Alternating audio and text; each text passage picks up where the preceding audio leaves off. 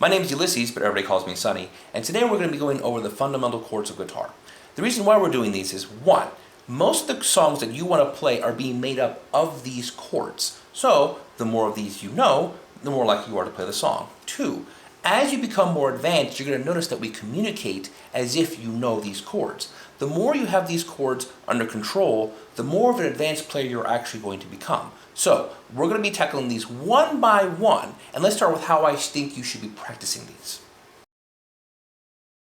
There are three phases to how you should be practicing these chords. One, make sure that your fingers are in the right place.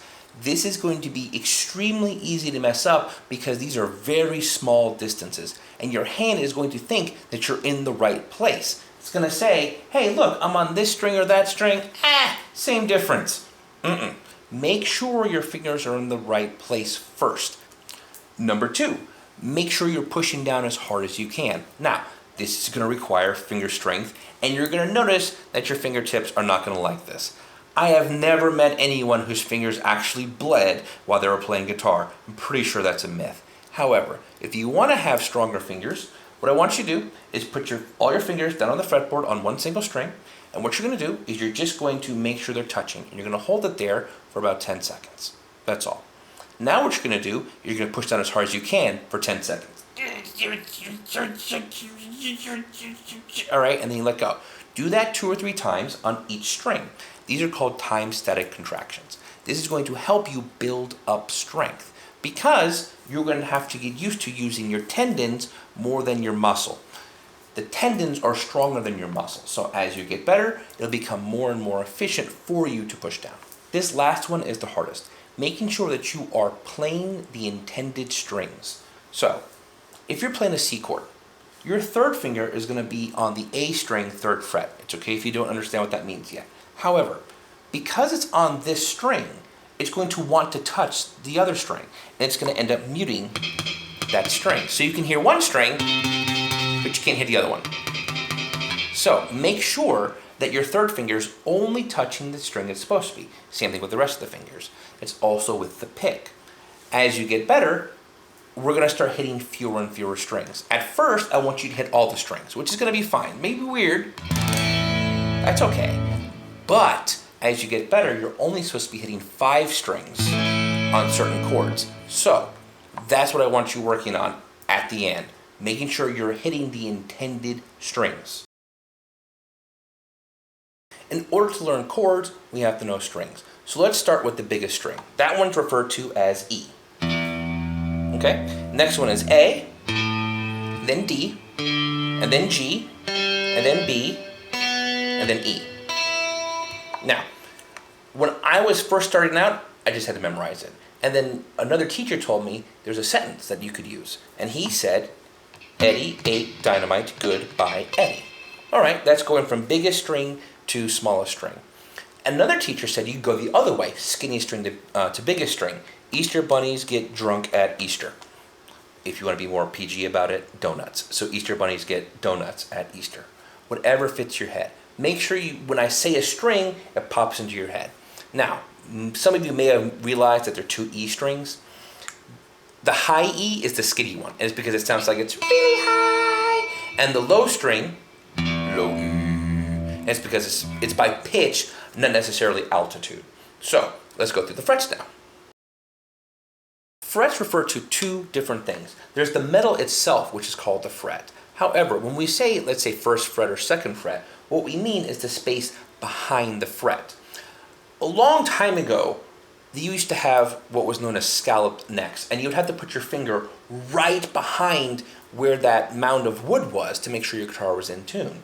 However, we don't need to do that anymore. So as long as your finger is between the frets and not touching the other pieces of metal, you're totally fine. So when we say 1st finger, 1st fret, we want our finger somewhere over here.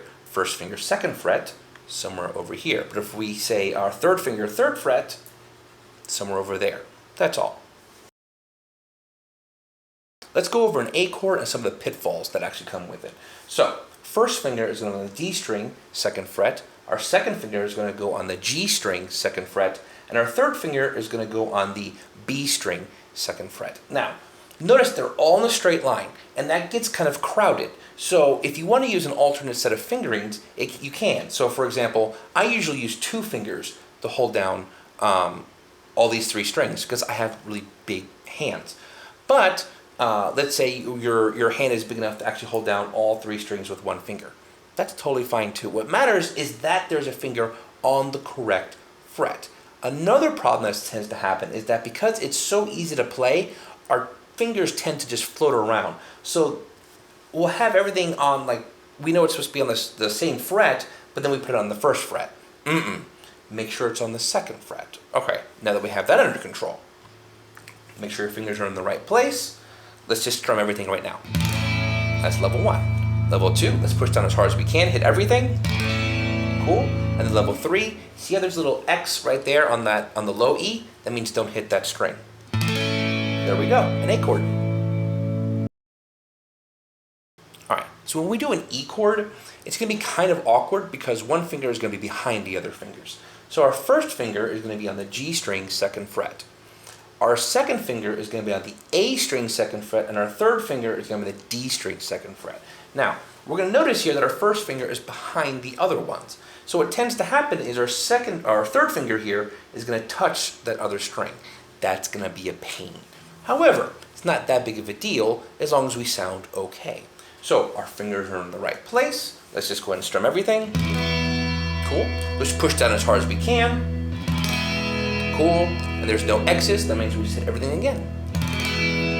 Cool. An E chord. The D chord can be weird because we're starting to split fingers in an awkward way.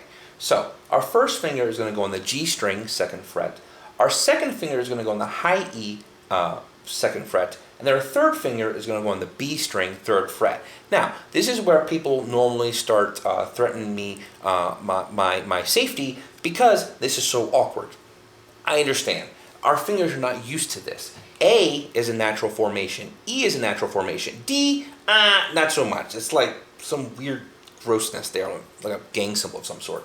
So, we're going to make sure our fingers are in the right place first, and just hit everything. Okay? Now we're going to push down as hard as we can. Starting to sound better. Now, we have a X on the E and A, so we don't hit those, and then, there it is, a D chord. G is a fairly controversial chord, and it's because of the way the guitar evolved after the 60s.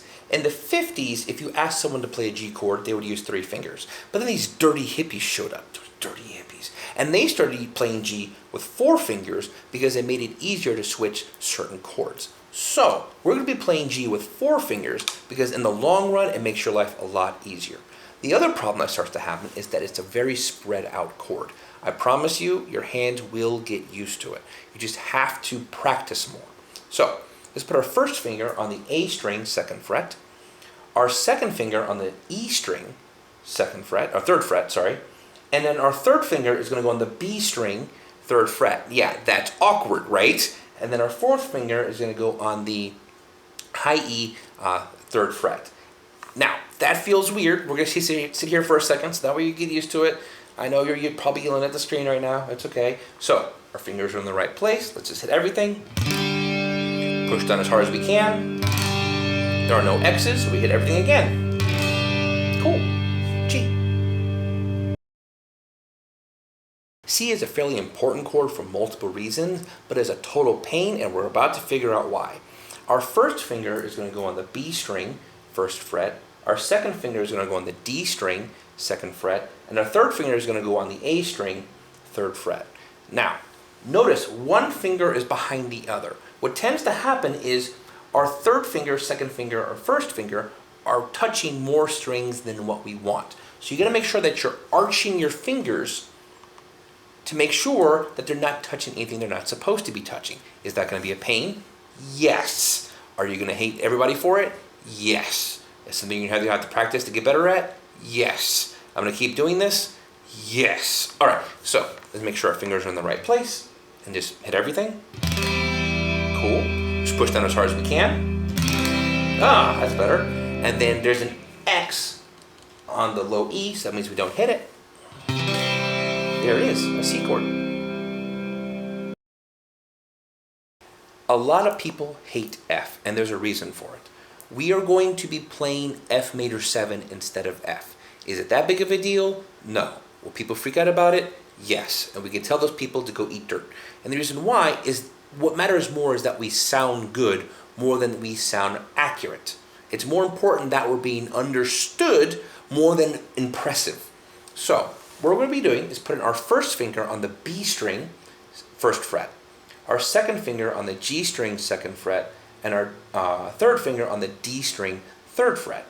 Now, we're going to be hitting, let's make sure our finger's in the right place first, right? Hit. Cool. Push down as hard as you can. All right, and we have X's on E and A, and that would mean we don't hit those. So that's what we're going to be calling F, even though technically it's an F major 7. If you wanted to be playing a more traditional F, use your first finger to hold down the B string and the E string at the same time on the first fret. That's why it's such a pain. But notice, it's not that big of a deal. And especially when you start playing songs, it won't be that noticeable. So every time you see an F, think of the first chord that we played, this F major 7. Minor is not that big of a deal. I have no idea why people make it a big deal. It's not that big of a deal. So let's play A minor. Our first finger is going to go on the B string, first fret. Our second finger is going to go on the D string, second fret, and our third finger is going to go on the G string, second fret. Now you're going to notice it looks like E, which is a good thing and a bad thing, because sometimes our hand gets it backwards, and it'll think that we're supposed to be playing E or A minor, and it starts getting all confused and everything. So let's go ahead and put our fingers in the right place, and hit everything. Cool. Push down as hard as we can. All right. Now there's an X on the E, so we don't hit it. There we go, A minor. People seem to think that F is the hardest chord to play here. It won't be. It'll be D minor. And it's the easiest one to forget because you don't run into it that often. But let's play it anyway. So first finger goes on the high E, first fret. Our third finger is going to go on the B string, third fret. And our second finger is going to go on the G string, second fret. All right, so make sure our finger's in the right place. I know that feels awkward. All right, hit everything. All right, push down as hard as we can. Cool. And then we have an X on E and A, so we don't hit them. D minor. E minor is the hardest chord, period. All right, if you cry, suck it up. All right, so first finger is going to go on the A string, second fret, and our second finger is going to go on the D string, second fret. All right, so make sure our fingers are in the right place. Strum everything. Cool. All right, push down as hard as we can. There we go. And then no X's, so we hit it again. Told you it was going to be difficult. Although these are the most fundamental chords, these are the ones that are most ignored by the advanced players. I'm going to stress, make sure that you know these inside and out, because as you become more advanced, you notice we reference these more and more often. If you're looking for more ways to make your musical life easier, like and subscribe, and hopefully I'll see you next time.